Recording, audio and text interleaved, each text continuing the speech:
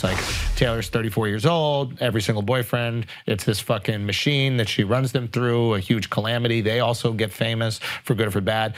This thing with her current boyfriend she just broke up with, Matt Healy, who's I guess a lead singer of this band, 1975. And he's also a fan of like comedy podcasts. I think he was on Adam Friedland show, Cometown. And he had some jokes, I guess, about Ice Spice, okay? All of a sudden, Ice Spice comes out on Taylor's tour. Now, granted, she is a huge artist right now, so that could have been already planned, but it could have been a PR move to protect. She comes out on Taylor's tour, and then a couple days later, Taylor breaks up with the 1975 guy. Yeah. Right? Yeah. Coincidence?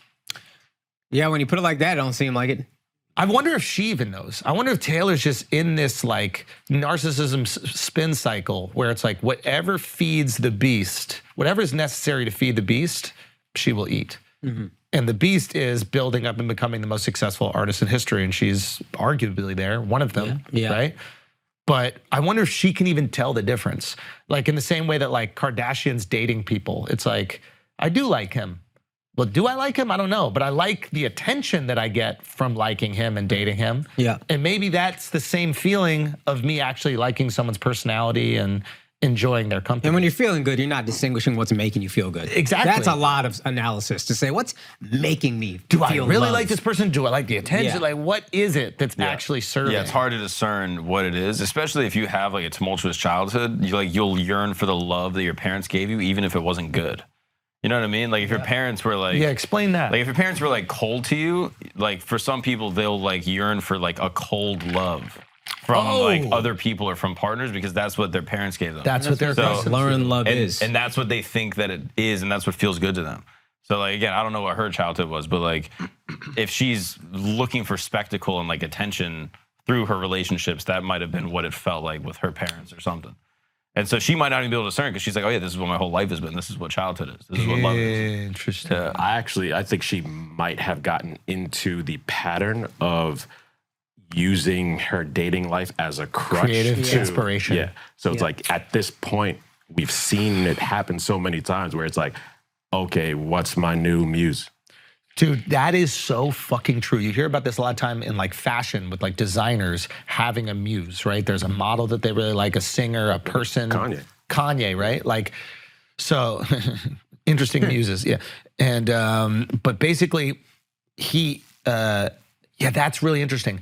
You get to a certain level of success and she is at the top of it, right? I'm sure you guys may have even felt like we get a little bit more comfortable. There's less things irritating you. Like when we were in Miami, nothing was irritating me. It was hard to write jokes. Like life was just so good. I was just enjoying everything. Imagine that times 1,000,000 when you're Taylor Swift. You're fucking almost at a B. You can do whatever you want. You know, the biggest tour in the world. What is the motivation to write? What is the motivation to sing? What is the motivation to pour your heart out? Maybe that only comes in the form of these relationships and heartache. So she's seeking it out to fill the beast that is this creative machine. And maybe she doesn't even notice, to give her some credit, because I do think she does it intentionally, but maybe it just happens like your brain associates, oh, I date a guy, break up with a guy, I get more famous. It's all just good feelings. Yeah. Like the breakup, I just write a song about it. Everybody thinks I'm great and they're shitty, and I get more famous and more love and more adulation. And to defend her, I would say like, why can't she talk about her relationships? Why can't she talk about her experiences? We're comics. Like we would talk about the things that go on in our lives 100%. We're on a podcast talking about dating, talking about our wives, talking about all these things. So it's not weird that she doesn't. But just seeking out experiences and people in order to do it. Like, that's where it do you feels. know comedy? I would feel also like, love the Taylor Swift song that's like, I fucked up too. I would love that song. Hey, I made some mistakes too. she got a couple songs like that. Oh, she does? I'm the problem, it's me. Okay, Swifty. Yeah. Oh, good. That's self-aware. Yeah, I'm not familiar enough with the music. I mean, I know obviously the bangers, but I don't know the music enough to like say if she's completely self-aware about what's going on. I also think it's very easy to criticize the people who are most successful. So I want to make sure we're being fair. Oh, she's for talent-wise, it's insane. She's so talented. Unbelievable. Her And the songs tour is slap. amazing. Apparently, everybody who's gone to it has said it's incredible. Like she's putting on a concert for hours in these stadiums and 40 entertaining. songs fucking nuts, dude. Yeah. So I just want to give one take. So the show The Idol, how the girl is like, your theory, she might be a narcissist, and that's why she gets with these bad boys to push back against, the like team. to rebel. Yeah. I think it could also possibly be, you know how like people in authoritative roles, they sometimes have like kinks that they want to be like shamed, like they'll go to a dominatrix or some shit like that. To be submissive. And so I think somebody in Like that, Leo in Wolf of Wall Street. yeah, so somebody in that role, it's like they have all these yes people around them, all these people that are just nice and They trying wanna to hear make a their, no. Yeah. So it's just having one person that could be like, tell me no once in a while. Yeah. So she's in such a power position Yeah. that the lack of control or lack of power is what would turn her on. Yeah. Because think about that. Like, she choked herself. So it's like she's only getting off by like having to cut off oxygen to her body just so she can get off. Yeah. And then he does a very similar thing to her. Oh, But wow. nobody in her life would ever do something like that to her. Right. Yeah. So I think that's kind of might be what they Yo, dude, that's out for. why I also think specifically young stars, it's so difficult because they don't have the opportunity to build real friendships before they're famous.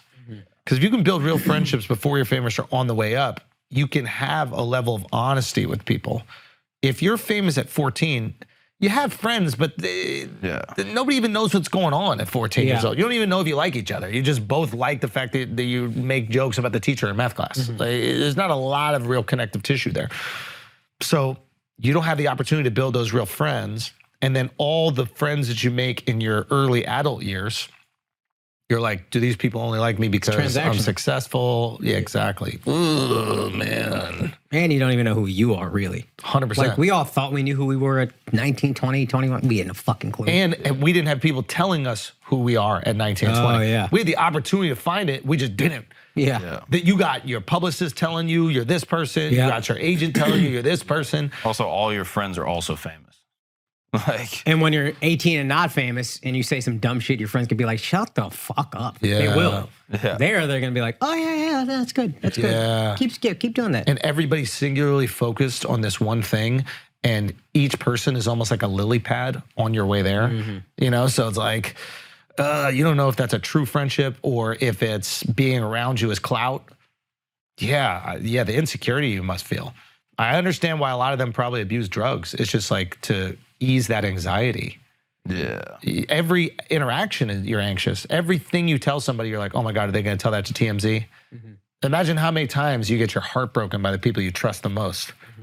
Like, then you just have no trust for anybody. Ugh, That's also probably why it's hard to make these relationships work.